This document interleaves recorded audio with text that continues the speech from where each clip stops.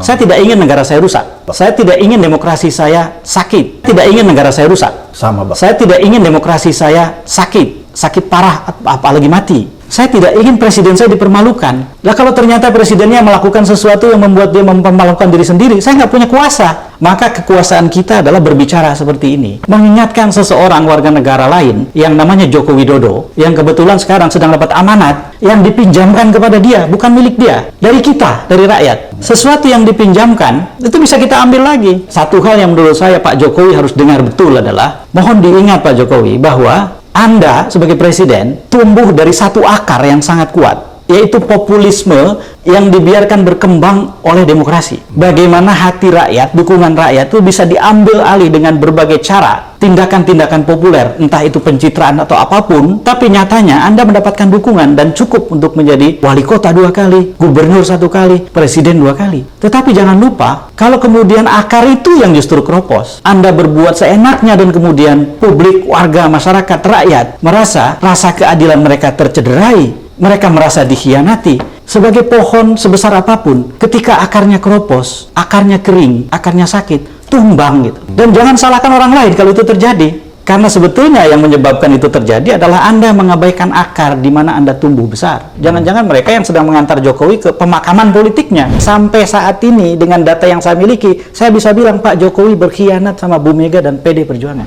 Maka sebetulnya tinggal dibutuhkan 2,76%, kurang dari 3%, untuk membuat Pak Jokowi bisa dimakzulkan lewat proses DPR. Anak muda korupsi tua banget ya. Terlalu sayang anak. Itu bisa melanggar etika demokrasi dan bisa mencederai kepentingan publik, etika publik yang luar.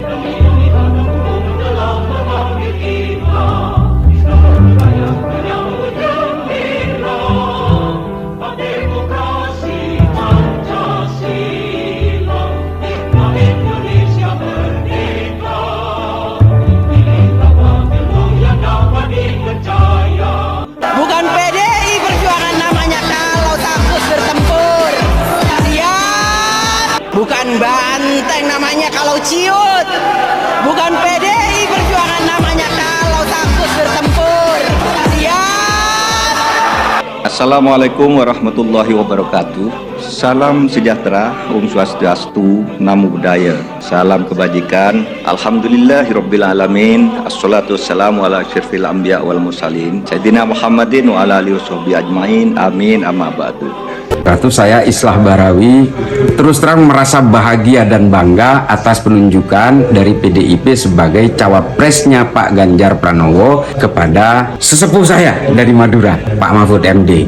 Kalau kita mau melihat sosok yang punya integritas, perjuangan terhadap negara ini demi tegaknya hukum, demi upaya-upaya untuk menghilangkan berbagai tindakan-tindakan kejahatan koruptif di negara ini, maka saya sangat bangga untuk mendukung Pak Mahfud MD. Seluruh masyarakat Indonesia yang masih berharap untuk tegaknya hukum di seluruh Indonesia, maka mari kita dukung Pak Mahfud MD. Pak Mahfud MD adalah sosok yang pernah berkarir di legislatif, di eksekutif dan juga yudikatif, dan beliau punya rekam jejak tidak pernah punya kejahatan apapun dalam jabatan-jabatannya. Oleh karena itu, beliau adalah orang yang tidak pernah punya kejahatan masa lalu. Beliau juga tidak punya beban masa lalu, dan juga apa yang menjadi beban beliau hanyalah masa depan Indonesia. Mari kita bantu Pak Mahfud untuk mewujudkan berbagai keinginan masyarakat di Indonesia menjadi pemerintahan yang bersih, melawan korupsi, dan juga penegakan hukum yang betul-betul merata, tajam ke segala arah, tidak tumpul juga ke segala arah. Oleh karena itu, mari kita dukung Ganjar Mahfud. Insya Allah dengan ridho Allah Subhanahu wa Ta'ala, langkah kita dalam mewujudkan Indonesia sejahtera lahir batin, adil dan makmur akan mendapatkan jalannya. Qabul. Saya ingin sampaikan kepada seluruh keluarga besar Nahdlatul Ulama, ya ayyuhan nahdawiyun, idza huyyitum bi tahiyyatin fahayyu bi ahsana minha aw rudduha. Insyaallah Nahdlatul Ulama juga tidak akan pernah jauh-jauh dari Ganjar Mahfud. Sebagai organisasi Islam terbesar di dunia, NU layak berkontribusi untuk masyarakat internasional. Dan pemerintah sangat menghargai upaya PBNU untuk ikut membangun peradaban dunia yang lebih baik dan lebih mulia. Sebagai organisasi Islam yang mengakar kuat di masyarakat, NU telah menjaga ketahanan masyarakat dalam menghadapi berbagai tantangan-tantangan, dalam menghadapi hantaman gerakan-gerakan radikal, termasuk menjaga diri dari politik identitas dan ekstremisme. Berkabung bahwa demokrasi kita di ujung jurang. Oleh karena itu saya ingin berdiskusi sama Bung Ep berkaitan dengan demokrasi yang di ujung jurang. Kita lihat bahwa ada putusan MK yang meloloskan anak kesayangan Gibran untuk berpasangan sebagai calon wakil presiden Prabowo. Kita melihat bahwa ada pelanggaran diduga dilakukan oleh presiden berkaitan dengan fenomena tersebut. Baik kalau kita lihat dari putusan MK dan belum lagi hal-hal yang lain. Apakah kira-kira yang terjadi sekarang ini bisa membawa kondisi negara kita ujung-ujungnya wacana pemaksulan itu bisa menjadi sebuah kenyataan atau sesuatu yang bisa dilakukan? Karena itu menurut saya penting bagi kita untuk sekali lagi mendudukan posisi kita dengan tepat. Jadi kalau ada satu kapal namanya Demokrasi Indonesia atau Indonesia dengan demokrasi di dalamnya kelihatan akan karam, kita bukanlah turis yang sedang ada di pantai, berjemur di bawah matahari, sekaligus untuk mencoklatkan kulit kita yang sudah coklat ini, lalu kemudian menonton kapal itu tenggelam. Posisi kita tidak sebagai turis itu. Posisi kita ada di dalam kapal itu. Jadi saya misalnya berbicara hari ini sebagai bagian dari kapal itu. Indonesia yang akan karam itu, saya adalah penumpangnya. Saya bukan penonton di pantai yang akan menyaksikan Indonesia akan tenggelam. Jadi sebetulnya setiap orang di Indonesia sekarang bukan penonton tapi pelaku. Jadi kalau nanti sebentar lagi Mas Samad atau saya bicara sangat buruk tentang presiden, itu karena kita sama-sama penumpang.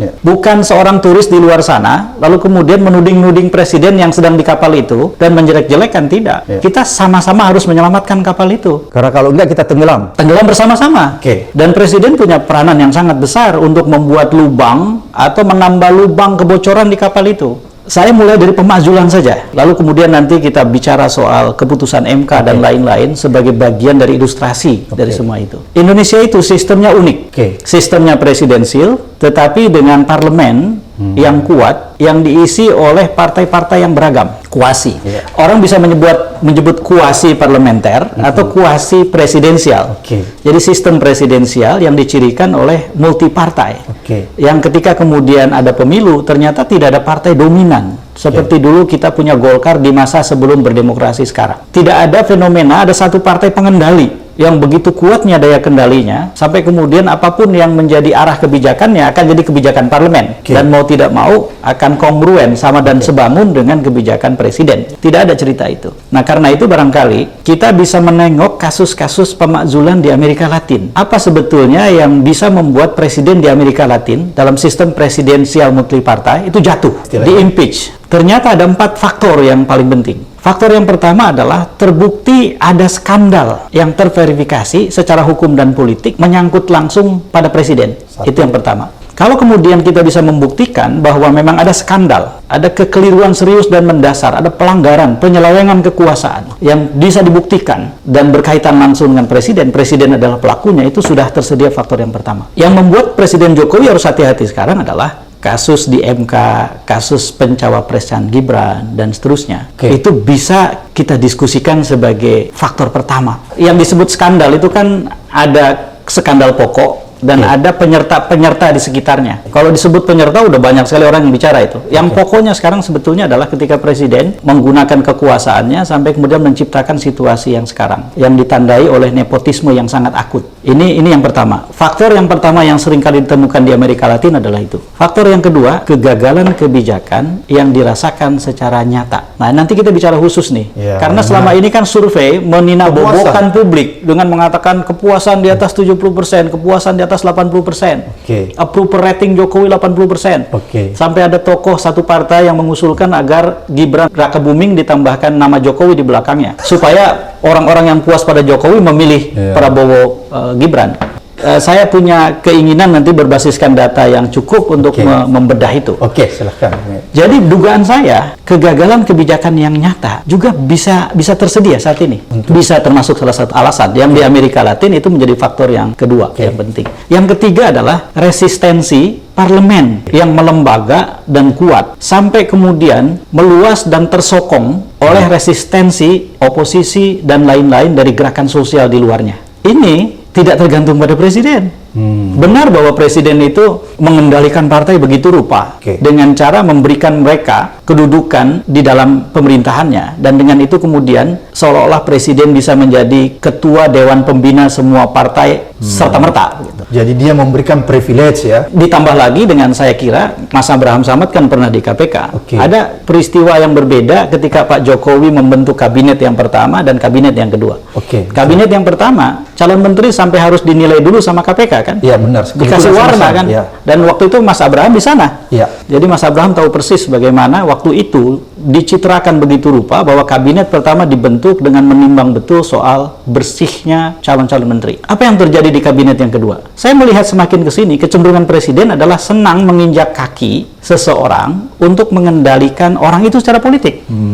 Jadi semakin kotor anggota kabinet itu semakin baik karena semakin bisa dikendalikan. Dia semakin senang ya. Sepertinya kalau nanti salah kita dengarkan jawaban dari presiden kan. Ini kan negara demokrasi, kalau kita menilai begini Pak Presiden bisa membantah kan, menyandera. Jadi ada sistem sandera yang diciptakan. Itu kan berbeda terbalik dengan kecenderungan termin pertama kan. Nah menurut saya ya ini bisa jadi sesuatu yang sekarang kelihatannya baik-baik saja, tapi keropos di dalam sebetulnya. Faktor yang ketiga tadi adalah resistensi di dalam parlemen. Saya bilang tadi seolah-olah bisa baik-baik saja. Jadi resistensi parlemen itu bisa tersedia. Dan yang terakhir adalah keresahan publik yang meluas. Nah, keresahan publik yang meluas ini barangkali orang mengatakan, oh belum terlihat meluas. Gitu. Oh jangan lupa bahwa sebetulnya kemarahan itu banyak terpendam. Ada silent majority yang seringkali kita lupakan. Yang silent majority itu di dalam beberapa kasus itu bisa menjadi penyebab perubahan yang dahsyat.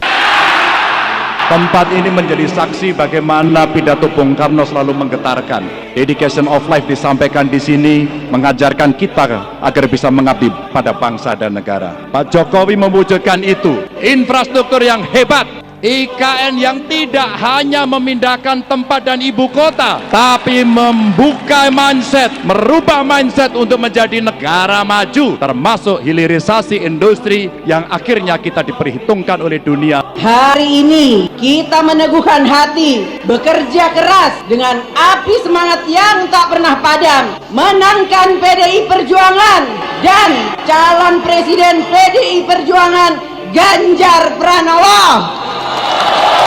Siap! Seperti Mbak Puan tadi sampaikan, itu juga Bapak Ibu yang mesti kita pertahankan, kita lanjutkan. Namun itu tidak bisa terlaksana kalau kita tidak menang hat-trick besok pagi. Bapak Ibu, itu tidak akan terwujud kalau kita tidak kompak. Maka pesan Bu Mega kepada kita semuanya, agar kita bisa bersatu, kita berdiri seteguh karang yang tetap tegar dalam gempuran-gempuran ombak sekeras apapun. 2013 lalu, pemilihan Gubernur Jawa Tengah, PDI Perjuangan dan Ganjar Pranowo memenangkan itu. Dan itu di bawah pimpinan Mbak Puan. Insya Allah kita akan mengulang kembali di 2024. Insya Allah. Mohon doanya.